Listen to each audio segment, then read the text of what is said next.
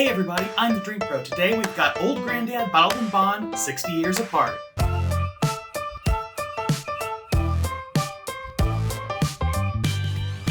What's up everybody, Kyle the Drink Pro here with you again with two wonderful bottles of Old Granddad. One of them is from 1961 and one of them is from 2021. I've got pours that I've been letting breathe for about 15 minutes in their glasses, and we're going to do a side-by-side. Now, the brand Old Granddad was actually created in 1882 by a man named Raymond Hayden. Raymond was actually honoring his grandfather, Basil Sr. Now, if the name Basil Hayden sounds familiar, it's because there's another brand, Basil Hayden, that exists today. But many people may not realize that Basil Hayden was actually created in 1992, a much more modern brand honoring the name Basil Hayden than Old Granddad. Basil Hayden Sr. was a man who was distilling in the early 1800s, and he sort of became famous for using high amounts of rye grain in his distillate, which added a really nice spicy component. Naturally, when Raymond created his brand honoring his grandfather, he also used a high rye mash bill. Now, Basil Hayden was made by Raymond for a short period of time, but ended up being sold in 1899 to what became the American Medicinal Spirits Company. What a perfect name during Prohibition. And this is part of the reason that Old Granddad continued to be produced during Prohibition. They had a medicinal license, so you could buy Old Granddad as medical bourbon. In 1929, National Distillers bought the brand and actually grew to be one of the largest distilleries in the country. Thankfully, because of the bottled and bond nature, there's a lot of good disclosure on these bottles. The Old Granddad from 1961 says very clearly on the back that it came from the Old Granddad Distillery in Frankfort, Kentucky. And they actually have DSP number 14KY. That's where it was registered and distributed and bottled. The Old Granddad Distillery was actually purchased by National Distillers in 1940 from a man named K. Taylor, the son of E.H. Taylor, who had decided to get into the distillation game himself, but without very much success. It doesn't actually have a lot to do with this particular bottle, but I like the connection because E.H. Taylor was so fundamental to the 1897 Bottled and Bond Act being passed. And what do you know, we are drinking two different Bottled and Bond products today. And in fact, I think one of the most famous whiskeys made at the Old Granddad Distillery was probably Old Granddad Bottled and Bond. I've said this before, but it bears repeating. The Bottled and Bond Act of 1897 was essentially a way to ensure consistency and quality in your bourbon. It was a great act to make sure that people knew what they were getting at a time where that was very unclear for a lot of whiskey drinkers. People had horrendous practices in adding all kinds of chemicals to their distillate to make it look like aged whiskey even when it wasn't. The Bottled and Bond whiskeys, you knew you were getting a product of one distillation season and one growing season that was aged in a bonded warehouse for at least 4 years, all of this controlled by the same master distiller, and then bottled at 100 proof, and all of this information was disclosed on the label. Now, unfortunately, my 2021 bottle of Old Granddad doesn't say on it anywhere when it was bottled and when it was distilled. It doesn't have the spring, fall, year information. But the Old Granddad from 1961 clearly says that this was distilled in spring of 57 and it was bottled in the fall of 61. Now, the modern mash bill of Old Granddad in the 2021 edition is 63% corn, 27% rye, and 10% malted barley. The National Distillers version from 1961 is not disclosed, but with a little bit of research, you might be able to get some inkling of what's in it. After National Distillers closed, the Old Granddad brand became part of Beam-Suntory, which is who owns it today, and that's actually what we're going to start with. By the way, please make sure you like this video, subscribe to the channel, and click the bell for notifications. It means the world to me, and it makes my life a lot easier. Now, the first thing you get on the nose is definitely just corn. It's very corn forward, it's sweet, it's grainy. It's got a nice subtle creaminess though. It's still pretty quiet though. 4 years is not a lot of time in the modern era for this kind of bourbon. I guess I'm picking up a little bit of cinnamon and spilling my whiskey everywhere. Whoops. We'll clean that up later. Drinking whiskey at 8 a.m. Cause I got shit to do today. Ha! I may get like a touch of honey and a touch of almond extract in this as well. But I'm not getting any deep, rich creaminess or any super caramel notes or brown sugar or anything like that. This just kind of smells like a young, almost like a corn whiskey, which is interesting because there's so much rye in this. The best I can figure that on this nose, at least the rye is coming through as that cinnamon spice. It really doesn't have a rye kick on the nose. Maybe I get a touch of herbalness, which is attributable to the rye, but I've pretty much exhausted the notes on this. Anything else I'm pulling is going to be very, very small minutia. And I think that's pretty typical for whiskeys that are 4-year-old, bottled and bond in the modern era. They're not going to be super complex. I don't think they were ever super complex, to be honest with you. People might come at me for that, but I've had a couple of older whiskeys and they just have more sweetness on average, more creaminess, more notes that people look for in whiskeys and that are hard to find in modern whiskeys, but they're not particularly complex. I don't think 4 years old on a bourbon is ever going to be incredibly complex unless you do something very different with the distillate or the process of creating the whiskey. You're not going to get a lot of complexity, I don't think, from 4 years on wood. If you disagree with me, feel free to drop it in the comments. Even mean comments help me. Don't be mean in the comments, I don't take it well. Yeah, first thing you taste is grain, corn. The rye spice really comes in at the finish, gets you a lot of that pepper. I get like black pepper, rye grain. Kind of almost like a tingly Szechuan kind of vibe too. Pretty short finish, but it does have a little bit of oakiness, just enough to let you know it is bottled and bond, basically. So let's take another sip. The second sip, I get a lot more rye grain on the front of the palate. As soon as I put it in my mouth, I get a slight nuttiness and then immediate grain spiciness.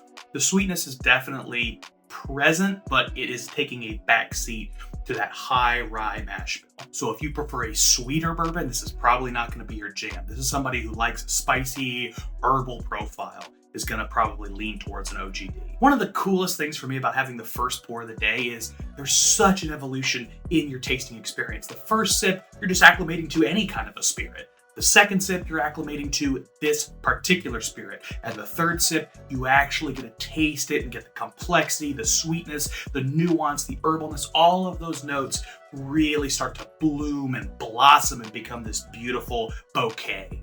Is that too flowery? Too bad. But yeah, overall 2021 OGD, it's light, it's refreshing, it's herbal. It's got some sweetness to it, but not nearly as forward as a lot of bourbon sweetnesses are. This is definitely leaning towards the herbal side of things. It's got a pretty decently long finish, I must say, for a 4-year-old bottled and bond at this price point. It's not particularly complex. It doesn't have deep flavors. It's very surface, very tinny. I like to talk about things in terms of music. That's how my brain works. So it's very tinny, sort of like AM radio vibes. Let's dig into the 1961 Old Grandad. Whoa! Now on the nose, first off, it does have a little bit of dustiness and a little bit of an alcohol burn. And I think a lot of that comes from sitting in a bottle for 60 years. Now, I did my best to let this breathe. This is not the first pour out of this bottle. This breathed for a while before I put it into a sample bottle. This bottle actually came from a party where I paid for a sample to take home. And then I kept the bottle because we finished it very quickly at that party. You know, once you get past that initial shock to the system, which I, again, really believe it comes from age, you get this really sharply sweet nose. I mean, it's definitely dusty and musty, but there's a really distinct, deep, rich, like butterscotch, toffee, caramel. And you know, that dustiness I was talking about before, I think some of that is actually the rye grain because it's a grainy dustiness. It kind of reminds me of if you've ever been inside of a grain silo, it kind of has a subtle note that's similar to that. I also get a really distinct subtle cedar note from this. Sort of like if you've ever used cedar wood inserts for your shoes to deodorize them. It's kind of like that. Maybe that's not a relatable note. I don't know. Oh, no! Damn it! I don't care as much about spilling the new OGD, but spilling this is really depressing. God dang it. Now again, one of the consistent notes, I definitely get cinnamon, but for me, this is much more cinnamon stick. I got the red hot, light, sweet, fake cinnamon on the 2021. The 1961, however, the cinnamon is definitely like sweetened cinnamon sticks. Again, it's that deeper, richer sweetness. And it's also a more robust, complex cinnamon. Like I said, the oak shows up a lot more on the nose, and I also get some of that grain quality, but all of the notes are much deeper, much richer. It's kind of like you took the notes from the 2021 version, you added bass and treble. Well, that's everything.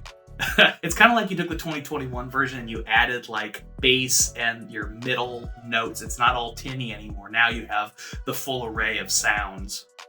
It's still, though, a very short song. It's not complex. There's not 30 things to sift through on the nose. I get about 4 or 5, maybe 6 notes, and that's kind of it.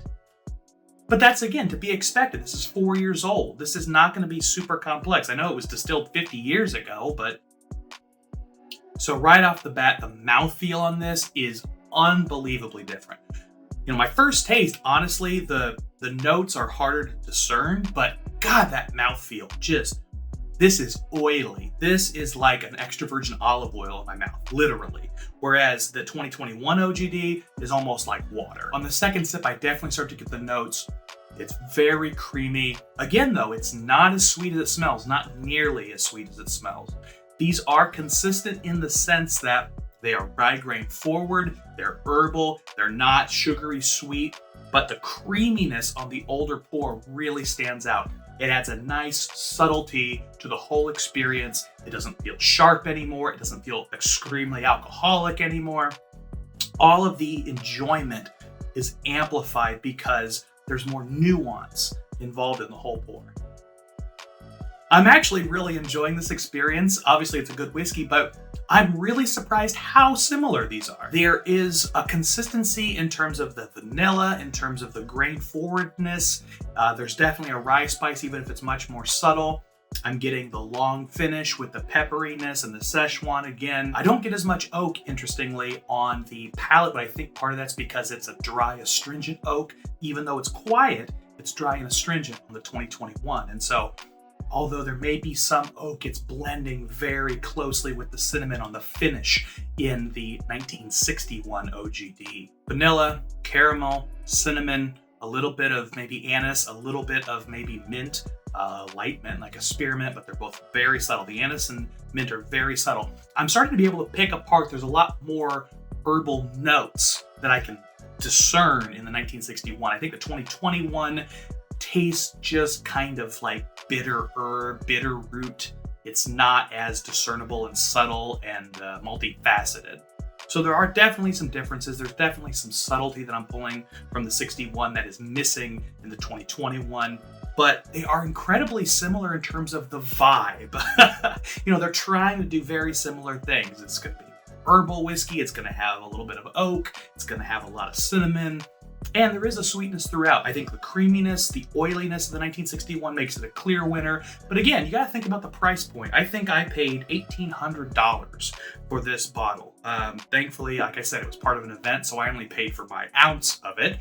But it was an extremely expensive bottle. The 2021 OGD you can find on the shelf for like 20, 25 bucks, something like that. It is so much cheaper. You know, you are buying this to experience a moment in time. It's not worth it, quote unquote, just for the juice. It's worth it because you're experiencing a different world. You're transported back to a different time. And it's a great collector's item, which I have killed.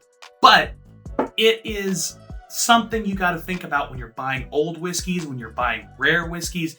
Don't think about the money as the juice better be worth this, because it's not going to be. It can't be. It's about the experience. It's about remembering what was being done back then. It's about the history. I spent more time in this video talking about the history of OGD than I have in a lot of recent videos. And part of that is because what's so important here, what makes this whiskey worth trying and worth experiencing, is the history, is the comparison, and seeing how the products have changed over time, and for the worse, unfortunately.